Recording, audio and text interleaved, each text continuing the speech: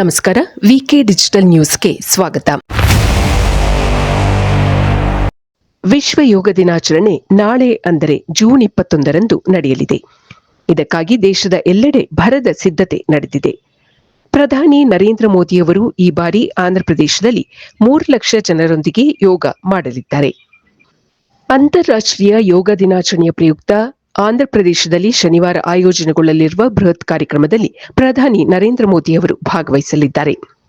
ಯೋಗ ದಿನಾಚರಣೆಗಾಗಿ ನಡೆಸಿರುವ ಸಿದ್ಧತೆಯನ್ನು ಪರಿಶೀಲನೆ ನಡೆಸಿದ ಬಳಿಕ ಮಾಧ್ಯಮದವರೊಂದಿಗೆ ಮಾತನಾಡಿದ ಮುಖ್ಯಮಂತ್ರಿ ಚಂದ್ರಬಾಬು ನಾಯ್ಡು ಅವರು, ಆರ್ಕೆ ಬೀಚ್ನಿಂದ ಭೋಗಪುರಂವರೆಗೆ 26 ಕಿಲೋಮೀಟರ್ ವ್ಯಾಪ್ತಿಯ ವಿಸ್ತಾರವಾದ ಪ್ರದೇಶದಲ್ಲಿ ಯೋಗ ದಿನಾಚರಣೆಗಾಗಿ ವ್ಯವಸ್ಥೆ ಮಾಡಲಾಗಿದೆ.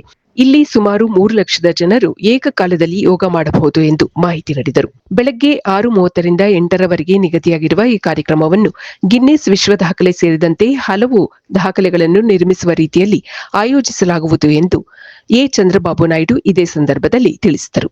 ಬುಡಕಟ್ಟು ಸಮುದಾಯಕ್ಕೆ ಸೇರಿದ 25,000 ವಿದ್ಯಾರ್ಥಿಗಳು 108 ನಿಮಿಷ ಸೂರ್ಯ ನಮಸ್ಕಾರ ಮಾಡಲಿದ್ದಾರೆ. ಏಕಕಾಲದಲ್ಲಿ ಅತಿ ಹೆಚ್ಚು ಮಂದಿ ಸೂರ್ಯ ನಮಸ್ಕಾರ ಮಾಡಿದ ದಾಖಲೆ ಬರೆಯುವುದು ಇದರ ಉದ್ದೇಶ ಎಂದು ತಿಳಿಸಿದರು. ವಿಶಾಖಪಟ್ಟಣದಲ್ಲಿ 5 ಲಕ್ಷ ಜನರನ್ನು ಒಗ್ಗೂಡಿಸುವ ಗುರಿ ಹಾಕಿಕೊಂಡಿರುವ ಆಂಧ್ರ ಸರ್ಕಾರ ರಾಜ್ಯದಾದ್ಯಂತ ಸುಮಾರು 1 ಲಕ್ಷ ಕೇಂದ್ರಗಳಲ್ಲಿ ಏಕಕಾಲದಲ್ಲಿ ಯೋಗ ಚಟುವಟಿಕೆಗಳನ್ನು ಆಯೋಜಿಸುವ ಮೂಲಕ ಲಕ್ಷಾಂತರ ಜನರು ಪಾಲ್ಗೊಳ್ಳುವಂತೆ ಮಾಡಲು ಉದ್ದೇಶಿಸಿದೆ. ಇರಾನ್ ಹಾಗೂ ಇಸ್ರೇಲ್ನಲ್ಲಿ ಸಿಲುಕಿರುವ ನಾಗರಿಕರನ್ನು ಸುರಕ್ಷಿತವಾಗಿ ಕರೆತರುವ ಕೆಲಸ ಆರಂಭವಾಗಿದೆ.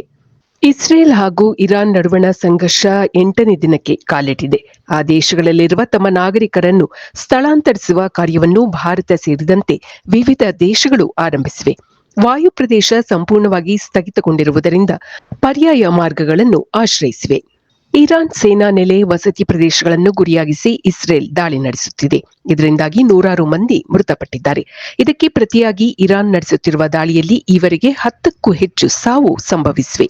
ಇರಾನ್ನಿಂದ ನಾಗರಿಕರನ್ನು ಸುರಕ್ಷಿತವಾಗಿ ಕರೆತರುವ ನಿಟ್ಟಿನಲ್ಲಿ ಆಪರೇಷನ್ ಸಿಂಧು ಆರಂಭಿಸಿರುವ ಭಾರತ ಜೂನ್ 17ರಂದು ಅರ್ಮೇನಿಯಾ ತಲುಪಿದ್ದ 110 ವಿದ್ಯಾರ್ಥಿಗಳನ್ನು ಕರೆತಂದಿದೆ.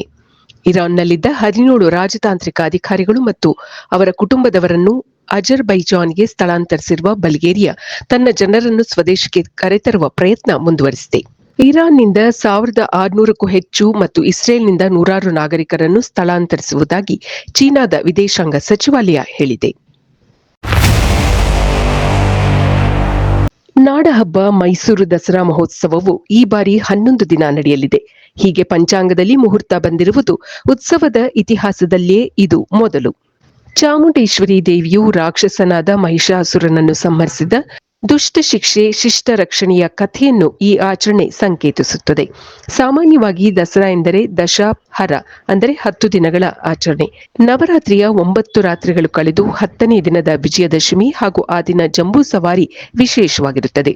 ಮೈಸೂರು ದಸರಾ 1399ರ ವಿಜಯನಗರ ಸಾಮ್ರಾಜ್ಯದ ಆಳ್ವಿಕೆಯಿಂದ ಆರಂಭವಾಗಿ 1410ರಲ್ಲಿ ಮೈಸೂರು ಸಂಸ್ಥಾನದ ಯದುವಂಶದ ರಾಜವಂಶಸ್ಥರಿಂದ ವೈಭವದಿಂದ ಆಚರಿಸಿಕೊಂಡು ಬರಲಾಗುತ್ತಿದೆ.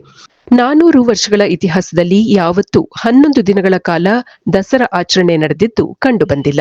ಆದರೆ ಈ ಬಾರಿ ಸೆಪ್ಟೆಂಬರ್ 26 ಹಾಗೂ 27 2 ದಿನಗಳ ಕಾಲ ಪಂಚಮಿ ತಿಥಿ ಇರುವುದರಿಂದ ದಸರಾ 11 ದಿನಗಳ ಕಾಲ ಆಚರಣೆಗೊಳ್ಳಲಿದೆ. ತಿಥಿಗಳ ವ್ಯತ್ಯಾಸದಿಂದ ಹೀಗಾಗುತ್ತಿದೆ. ದಸರಾ ಮಹೋತ್ಸವದ ಅಂಗವಾಗಿ ಜೂನ್ ತಿಂಗಳ 26ರಂದು ಬೆಂಗಳೂರಿನಲ್ಲಿ ಮುಖ್ಯಮಂತ್ರಿ ಸಿದ್ದರಾಮಯ್ಯ ಅವರ ಅಧ್ಯಕ್ಷತೆಯಲ್ಲಿ ಉನ್ನತ ಮಟ್ಟದ ಸಮಿತಿಯ ಸಭೆ ನಿಗದಿಯಾಗಿದೆ.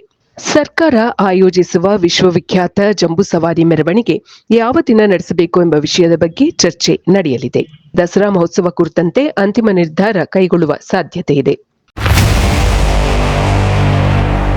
ಬೆಂಗಳೂರಿನ ಹೆಬ್ಬಾಳ ಸಂಚಾರ ಪೊಲೀಸ್ ಠಾಣಾ ವ್ಯಾಪ್ತಿಯ ಹೆಬ್ಬಾಳ ಮೇಲ್ಸೇತುವೆ ಮೇಲೆ ಶುಕ್ರವಾರ ಮತ್ತು ಶನಿವಾರ ರಾತ್ರಿ ಸಂಚಾರವನ್ನು ಬಂದ್ ಮಾಡಲಾಗಿದೆ.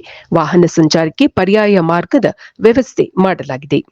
ಕೆಂಪೇಗೌಡ ಅಂತಾರಾಷ್ಟ್ರೀಯ ವಿಮಾನ ನಿಲ್ದಾಣದ ಕಡೆಯಿಂದ ಬೆಂಗಳೂರು ನಗರದ ಕಡೆಗೆ ಡಾಂಬರೀಕರಣ ಕಾಮಗಾರಿಯನ್ನು ಬಿಬಿಎಂಪಿ ಕೈಗೆತ್ತಿಕೊಂಡಿದೆ. ಹಾಗಾಗಿ ಜೂನ್ 20 ಹಾಗೂ 21ರಂದು ರಾತ್ರಿ 11:30ರಿಂದ ಬೆಳಗ್ಗೆ 5ರವರೆಗೆ ವಾಹನ ಸಂಚಾರವನ್ನು ಸಂಪೂರ್ಣವಾಗಿ ನಿರ್ಬಂಧಿಸಲಾಗಿದೆ. ಯಲಹಂಕ ಮತ್ತು ಅಂತಾರಾಷ್ಟ್ರೀಯ ವಿಮಾನ ನಿಲ್ದಾಣದಿಂದ ಬರುವ ಪ್ರಯಾಣಿಕರು ಮೇಲ್ಸೇತುವೆಯ ಕೆಳಗಿನ ಸರ್ವಿಸ್ ರಸ್ತೆಯನ್ನು ಬಳಸಬಹುದಾಗಿದೆ. ಹೆಬ್ಬಾಳದ ಸರ್ಕಲ್ನಲ್ಲಿ ಬಲ ತಿರುವು ಪಡೆದು ತುಮಕೂರು ಕಡೆ ಹೊರವರ್ತುಲ ರಸ್ತೆ ಮೂಲಕ ಸಾಗಿ ಕುವೆಂಪು ಸರ್ಕಲ್ನಲ್ಲಿ ಎಡತಿರುವು ಪಡೆದುಕೊಳ್ಳಬೇಕು. ನ್ಯೂ ಬಿಎಲ್ ರಸ್ತೆ ಮೂಲಕ ಸಾಗಿ ಸದಾಶಿವನಗರ ಪೊಲೀಸ್ ಠಾಣೆ ಜಂಕ್ಷನ್ನಲ್ಲಿ ಎಡತಿರುವು ಪಡೆದು ಮೇಕ್ರಿ ಸರ್ಕಲ್ ತಲುಪಿ ನಗರ ತಲುಪಬಹುದು ಎಂದು ಸಂಚಾರ ಪೊಲೀಸರು ತಿಳಿಸಿದ್ದಾರೆ. ಇತ್ತೀಚೆಗೆ ಬೈಕ್ನಲ್ಲಿ ಚಲಿಸುತ್ತಿದ್ದಾಗ ಮರ ಬಿದ್ದು ಗಂಭೀರವಾಗಿ ಗಾಯಗೊಂಡಿದ್ದ ಅಕ್ಷಯ್ ಕೊನೆಗೂ ಚಿಕಿತ್ಸೆ ಫಲಕಾರಿಯಾಗದೆ ಸಾವನ್ನಪ್ಪಿದ್ದಾನೆ.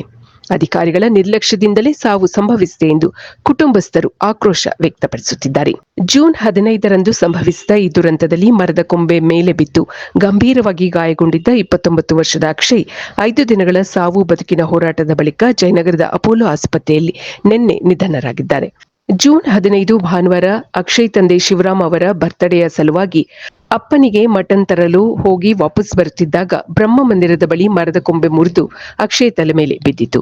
ಪರಿಣಾಮ ಪ್ರಜ್ಞೆ ತಪ್ಪಿ ರಸ್ತೆಯಲ್ಲಿ ಬಿದ್ದಿದ್ದ ಅಕ್ಷಯನನ್ನು ಕೂಡಲೇ ಸ್ಥಳೀಯರು ಪ್ರಶಾಂತ್ ಆಸ್ಪತ್ರೆಗೆ ದಾಖಲು ಮಾಡಿದ್ದರು.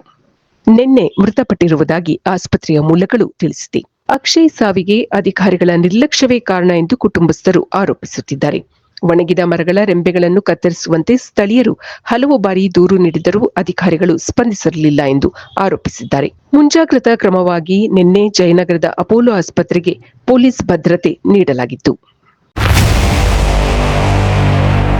ದೇಶ ವಿದೇಶಗಳಿಗೆ ಹಾಗೂ ಪ್ರೇಕ್ಷಣೀಯ ಸ್ಥಳಗಳಿಗೆ ಅತ್ಯುತ್ತಮವಾದ ಟ್ರಾವೆಲ್ಸ್ ಅಂದರೆ ಅದು Vikram travels and resort India private limited. ಹೆಚ್ಚಿನ ಮಾಹಿತಿಗಾಗಿ ಸಂಪರ್ಕಿಸಿ 9611375852 9880725851 08023461222 ಹಾಗೂ 23462660. ಇದು ಈವರೆಗಿನ ಸುದ್ದಿಗಳು.